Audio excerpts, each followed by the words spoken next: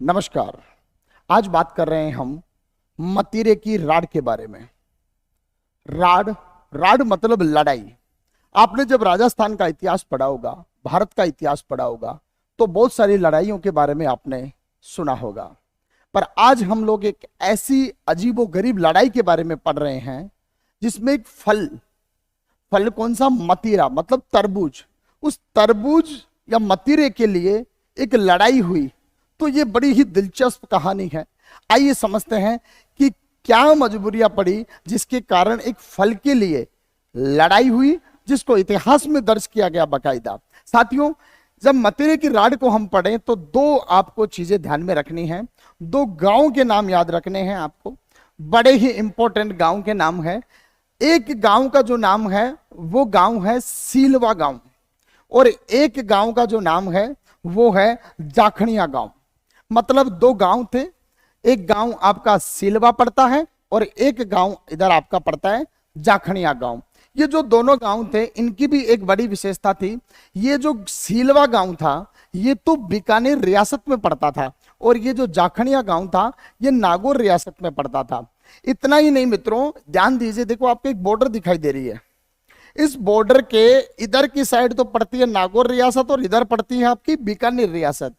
और इस बॉर्डर के इधर का जो गांव है ये आपका कौन सा है? जाखणिया गांव, और इधर का गांव है सीलवा गांव। होता क्या है मित्रों, आपका जो सीलवा गांव था इसमें जो किसान था एक, उस किसान की मैं बात करूं तो किसान का नाम था सीसाराम जी। ये जो सीसाराम जी किसान थे, इन्होंने क्या अपने खेत में फसल बोई थी मतीरे की। ये मतीरे आपको दिखाई दे रहे होंगे। तो सीसाराम जी ने क्या हुआ, सब सीलवा गांव का किसान सीसाराम जी ने फसल बोई थी मतीरे की फसल। अब मतीरे की बेल होती है आपको पता है, और बेल पर कोई नियंत्रण होता नहीं है, जिधर उसको जगह मिली उधर वो फैलती रहती है। इधर क्या हुआ, ये जो बॉर्डर थी इस बॉर्डर के जस्ट पार इधर आपकी अलग रियासत थी नागौर, और गांव था जाखणिया। इधर जो ये खेत था ये बंजर पड़ा हुआ खेत था, सूखा खेत था। इसका जो किसान था, मालिक था, उसका नाम था गंगाराम जी।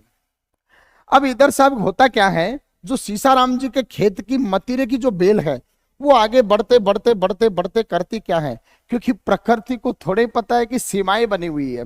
सीमाएं तो आपने और हमने बनाई है। तो साहब ये बेल जो होती है वो बढ़ते बढ़ते आगे जाके और यहां पर एक मतीरा दे देती है किसके खेत में? गंगाराम जी के खेत में। अब साहब समझना कड़ी को, इधर सीसाराम जी का खेत है, इधर गंगाराम जी का खेत है। जो मतीरे की बेल है वो सीसाराम जी की है, और मतीरा जो अब लग रहा है एक, वो लग रहा है गंगाराम जी के खेत में। एक दिन दोनों किसान आपस में बातचीत कर रहे थे, एक दूसरे के खेत की मेड़ को देखने के लिए आए। तो गंगाराम जी कहता है कि यार मेरे खेत में देखो बिना बेल के मतीरा आ गया।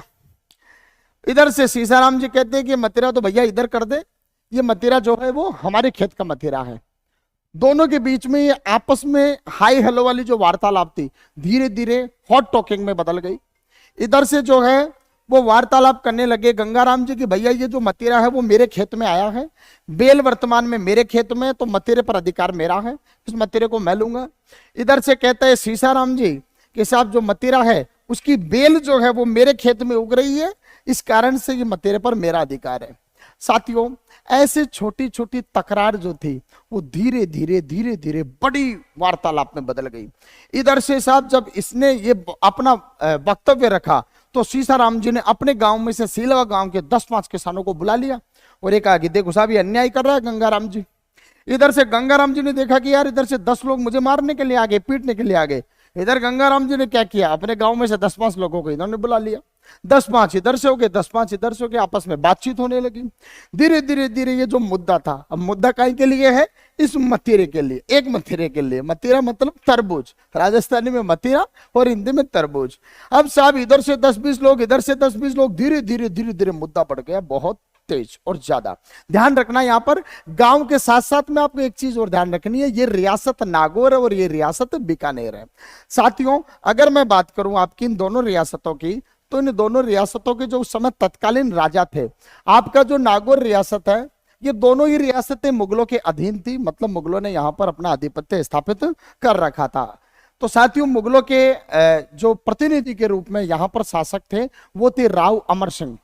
ये तो नागौर के शासक थे, और आपके बीकानेर के जो शासक थे उनका नाम था महाराजा करण सिंह। तो इधर से धीरे धीरे जो बात थी वो आगे शासन तक पहुंच गई कि साहब ऐसे ऐसे लड़ाई हो रही है, ये जो गांव है आपका सीलवा और जाखनिया, इन दोनों गांव के किसान आपस में एक दूसरे के खून के प्यासे हुए पड़े। अब मित्रों, जब ये बात हो रही थी उस समय आपके ना तो रियासत में अमर सिंह जी थे और ना ही करण सिंह जी थे। ये दोनों ही अपनी मुगलीय सेवा देने के लिए राजस्थान से उस समय बाहर थे। साथियों, जब बात आगे बढ़ी और रियासत के शासकों तक पहुंची तो साहब होता क्या है, इधर से आपका जो सीलवा गांव की जो प्रतिनिधि के रूप में महाराजा करण सिंह थे, इन करण सिंह ने क्या किया, इन्होंने अपना एक प्रतिनिधि भेजा साहब, इन्होंने अपना एक प्रतिनिधि भेजा रामचंद्र मुखिया। तो कुल मिलाकर बीकानेर जो रियासत थी, बीकानेर जो रियासत थी, सीलवा जो गांव था, उसकी तरफ से ये लड़ाई का प्रतिनिधित्व किया रामचंद्र मुखिया ने, जबकि इधर नागौर रियासत की तरफ से जो नेतृत्व किया इस लड़ाई का वो किया सिंघवी सुखमल ने।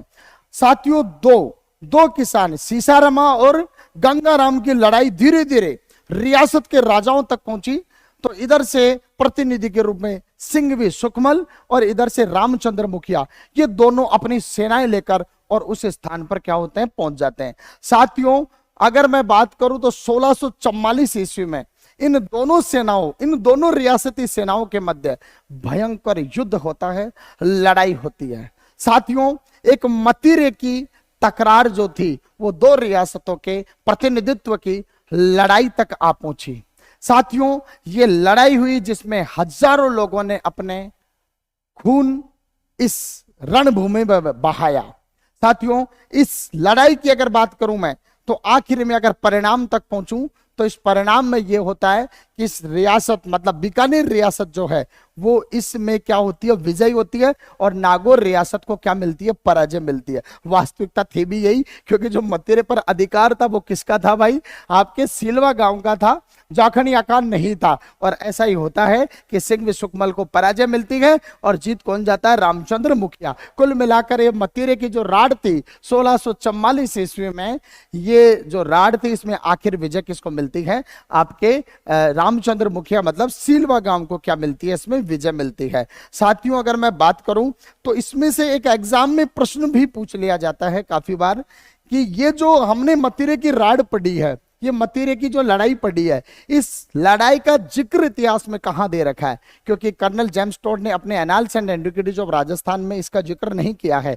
इसका अगर जिक्र आपको पढ़ना है तो आपको काशी छंगाड़ी का एक ग्रंथ पढ़ना पड़ेगा, छत्रपति रासो।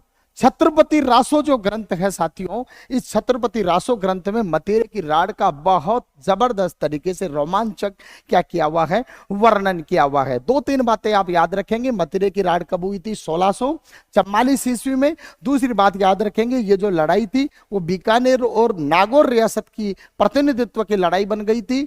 ये जो लड़ाई थी वो सीलवा गांव और जाखनिया गांव की लड़ाई थी, और इसमें आखिर में जो विजयश्री मिली थी वो मिली थी बीकानेर के करण सिंह को। इसमें क्या